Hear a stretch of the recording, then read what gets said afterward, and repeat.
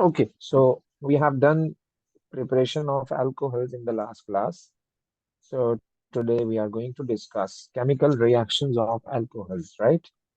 Chemical Okay. reaction of alcohols, like this is the first reaction that we did in alkane and alkene as well.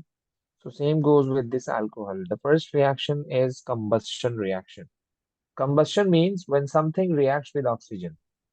When something reacts with oxygen, it's going to give you like this is the type of reaction that is called combustion reaction. So in combustion, like all the things remain the same. Like we have two types of combustion, complete combustion and incomplete combustion. Complete combustion is going to give you carbon dioxide and water, and incomplete combustion of alcohols are going to give you Yes. carbon Okay. monoxide and water. Like this is the same like that you did in the last topic. Okay. So the next reaction is dehydration of alcohols. So dehydration means when you are going to remove water molecule from alcohol. Dehydration. D means removal of Okay. something else. D means Yes. removal.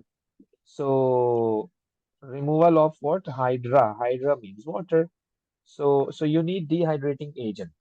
You need dehydrating agent. So the dehydrating agents are Al2O3, aluminium oxide, and concentrated sulfuric acid. Um, okay, then phosphoric acid. Or so this is the apparatus by which we can like dehydrate alcohols. Let's suppose this is a wool, piece of wool soaked in ethanol. Like this ethanol is an alcohol. Ethanol is a primary alcohol or secondary alcohol? Uh, Ethanol. Yes. It's wait. Prime.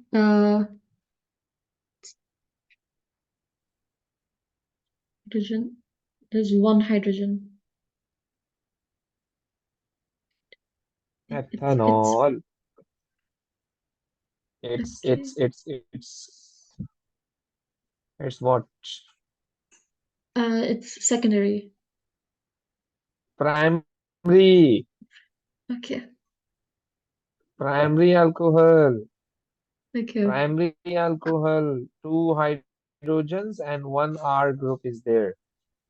To that carbon which is Okay. connected to the hydroxyl, OH functional group.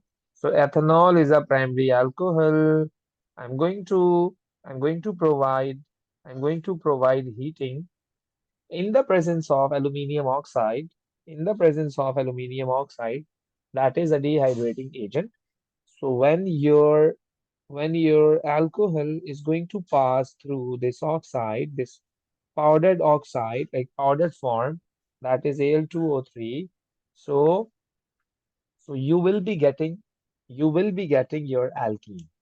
You will be getting your alkene because when alcohols are dehydrated in the presence of a dehydrating agent, you may use Al2O3, you may use sulfuric acid concentrated. So in both cases, you will be having the product that is alkene. In this case, you have ethanol. So ethanol is going to give you ethene because in ethanol, you have two carbon atoms. So when ethanol is dehydrated in the presence of aluminium oxide, so we will be getting ethene gas.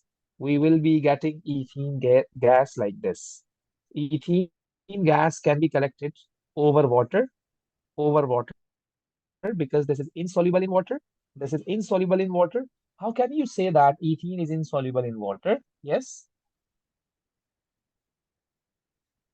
Yeah. It's Why this is insoluble in water? because it doesn't Hmm? mix. It is mixed with I what? don't. It's I don't, I don't, I don't want. Okay, basically, ethene is a non-polar species, so that's why this is insoluble in water. You know, water is polar. yes. So water wants a polar species because itself is polar. So that's why water will dissolve those species who are polar in nature. All hydrocarbons are non-polar. All hydrocarbons are non-polar. So including ethene, propene, butene, ethane, propane, butane, pentane. All of the hydrocarbons are insoluble in water because they are non-polar and water is polar. Their nature is different. So this is the reason why alcohols are soluble in water because water is a polar species and alcohols are also a polar one. So that's why they have the same nature. When you're going to dissolve alcohol in water, you will see it will be completely soluble in water. Okay. So when something is insoluble in water, that must be a gas. So you can collect that gas by this method. This is called collection of gas over water when something is insoluble in water. So basically, what you did, basically you had C2H, like I'm supposed to write the displayed formula. So you had CHOH,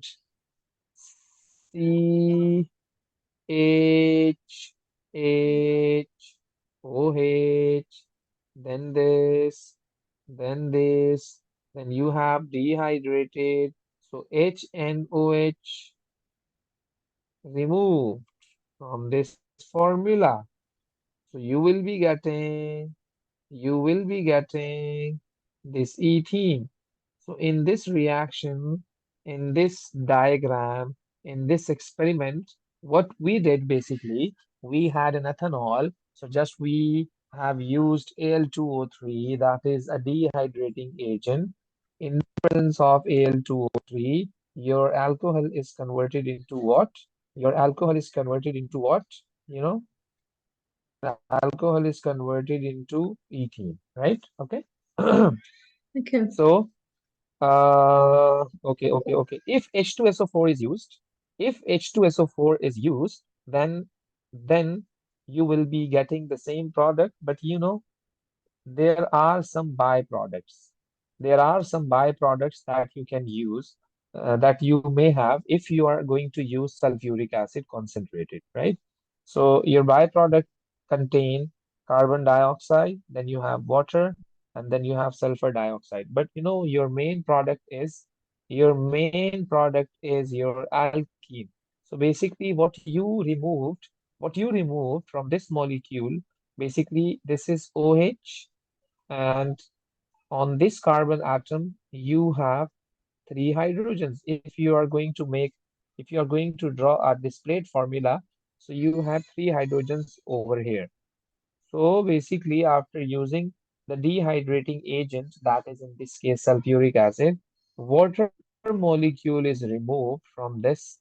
Water molecule is removed.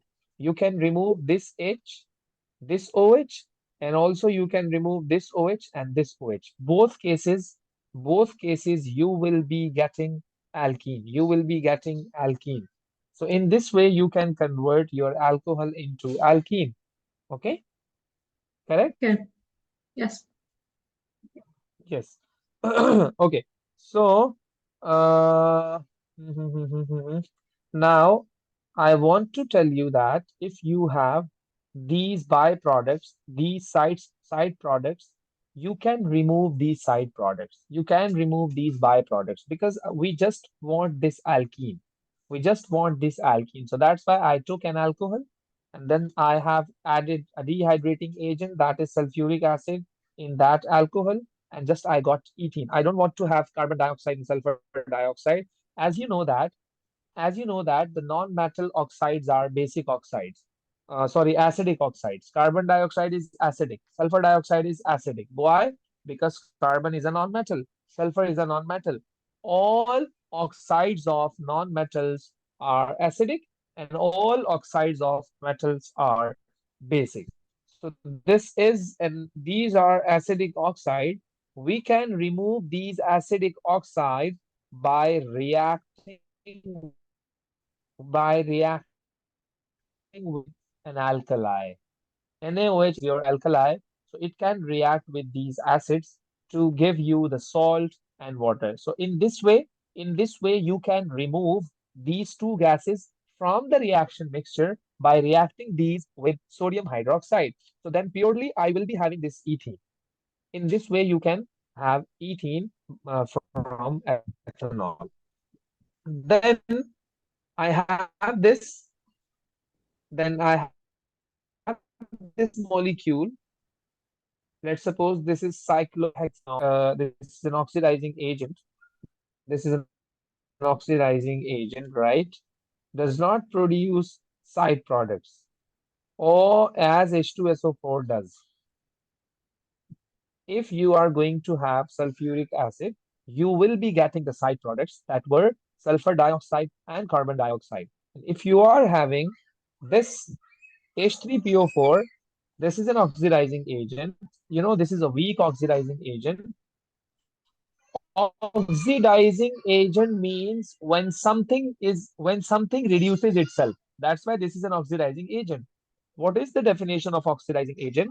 Oxidizing agent is the one which oxidizes other and reduces itself.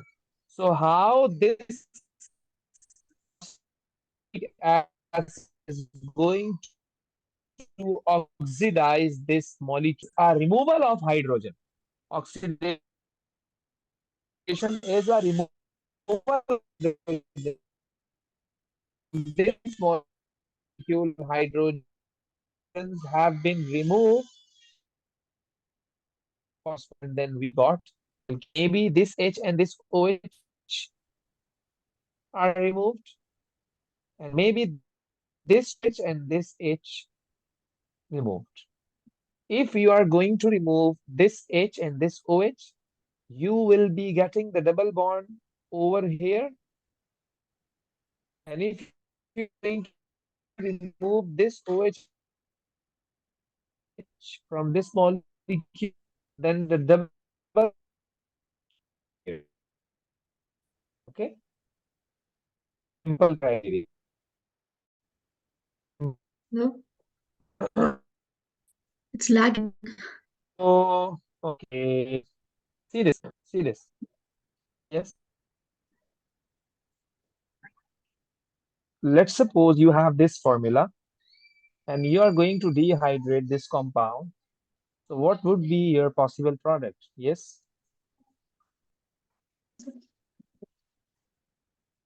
Okay, see this.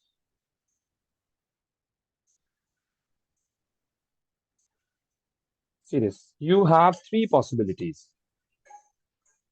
You have Okay. three possibilities. Okay. So you can make these alkenes. Let's suppose if you have double bond over here, so means that I have removed this OH and this H. Then let's suppose I'm having double bond over here, so means that I have removed this OH and this H from this carbon, right? And then let's suppose I'm having double bond over here, so means that I have removed this OH and this hydrogen from this carbon. So you have to look at like different possibilities after having, when you are having sulfuric acid as a dehydrating agent or Al2O3, that is also a dehydrating agent. So this was all about the dehydration. This was all about the dehydration. Let's suppose, what if, what if you have this? What if you have this compound and you have to dehydrate this molecule in the presence of sulfuric acid? All other condition will remain the same. What would be your possible product? Yes. Okay. Hmm.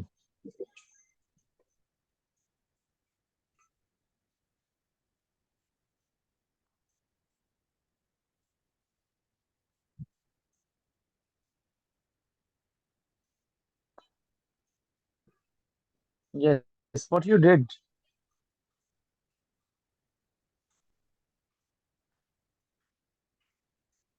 Is it wrong? Hello? This is wrong. Okay.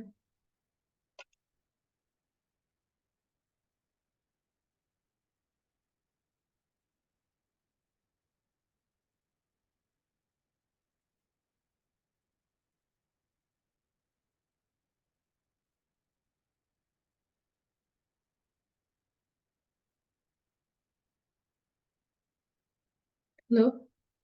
How do I do it?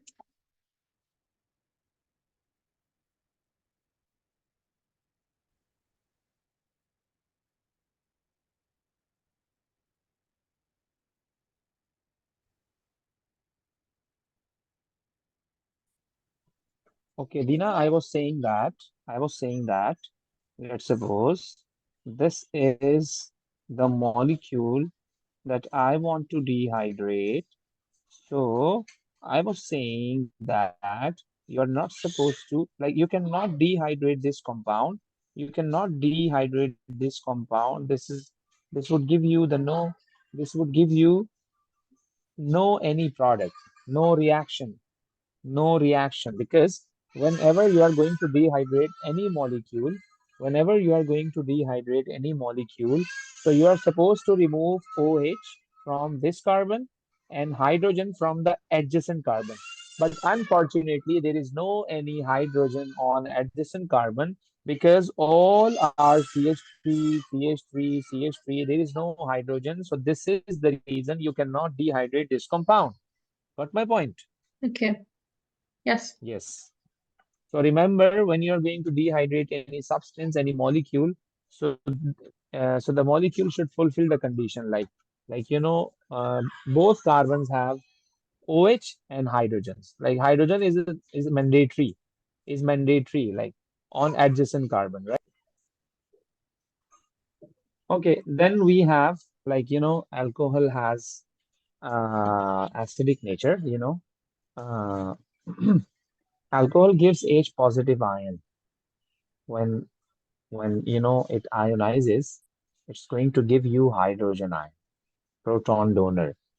Like it seems that alcohol is going to give you OH, like it's a base, but this is an acid. When we have taken the pH of alcohol, so we saw that it has acidic pH. It means that it has given its proton. Simply means that it is a proton donor, so it has acidic nature. What we did in O levels or IGCSE, like we have studied that acids are going to react with reactive metal, you know, with active metals such as, we have sodium, we have potassium. Then, alcohol is very weak acid. It's a very weak acid. So it's going to react with those metals which are active. Like, I mean to say that it's not going to react with copper, it's not going to react with silver, it's not going to react with any other metal except sodium and potassium. Like those which are in the periodic table, in group one, right? Okay. Okay. So alcohols are very weak acids, so they are going to react only active metals which are present in group 1. So this is the reason. This is your ethanol, which is going to react with the sodium metal, that is an active metal present in group 1, highly reactive metal. So it's going to give you salt and hydrogen gas. It's going to give you the salt and hydrogen gas. This is your salt and this is hydrogen gas. Because your alcohol is going to react with reactive metal, that is sodium. Same goes with potassium. Same goes with potassium. When potassium is going to react with your ethanol, alcohol, so it's going to give you salt and then again hydrogen gas. You will see bubbles, you will see fizzing, you will see effervescence of, like, due to the formation of hydrogen gas. This is the good observation if the reaction is going to happen or not. So you will see the bubbles of hydrogen gas. Okay, means that they are reacting with each other. Means that they are reacting with each other. Okay. Then, um, obviously, alcohol is also going to react with alkali, like sodium hydroxide potassium hydroxide, because alcohol has acidic nature, so it must react with these alkali. But it only react with a strong alkali. Like it's not going to react with ammonia. Do you know what is the nature of ammonia? Like formula is NH3. Okay. Yes. No. What's the nature of ammonia? Is a weak base. Ammonia Okay. is a weak base. So when you're going to react ammonia with alcohol, it's not going to react. It's not going to react. So such as I told you that copper is not going to react with alcohol because copper is inert metal, going to like kind of like like as compared to sodium and potassium, it's a kind of unreactive metal, so it's not going to react with your alcohol. So that's why we always react active metal with alcohol. Same goes with alkali. If you have a strong alkali, so yes, highly welcome. It's going to react with those alkali and it's going to give you salt and water. Salt and water that we did in alcohol, that we did in O levels. So this is the same reaction. Let's suppose I am considering that alcohol is an acid. So this is the reason I'm going to react this acid with the sodium metal and also with sodium hydroxide. Okay. Okay. Now you have oxidation of alcohols. Oxidation of alcohol. So you need oxidizing agent. Simple. Okay. So you have two types of oxidizing agent. The one which we used in alkene, that was KMNO4, and and the one that we are using right now is K2Cr2O7, that is a weak oxidizing. That is a mild oxidizing agent, that is K2Cr2O7. Uh, we always acidify this oxidizing agent. Acidified. I have written acidified K2Cr2O7. Acidified means I have added sulfuric acid, and sulfuric acid is acting as a catalyst. If you are not going to use sulfuric acid, if you're not going to use sulfuric acid, so the product will form, but it will take a lot of time. So basically, what is the job of catalyst? It increases the rate of reaction by lowering the activation energy. This is the job of catalyst, right?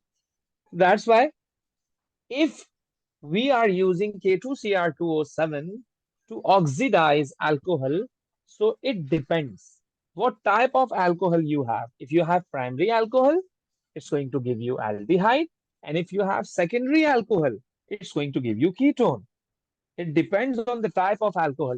If you have tertiary alcohol, so tertiary alcohol cannot be oxidized with with an oxidizing agent. So you have three options. Like if you have primary alcohol, your product will be aldehyde. If you have secondary alcohol, your product would be ketone. And if you have tertiary alcohol, it's not going to oxidize with the oxidizing agent. Okay, got it? Okay.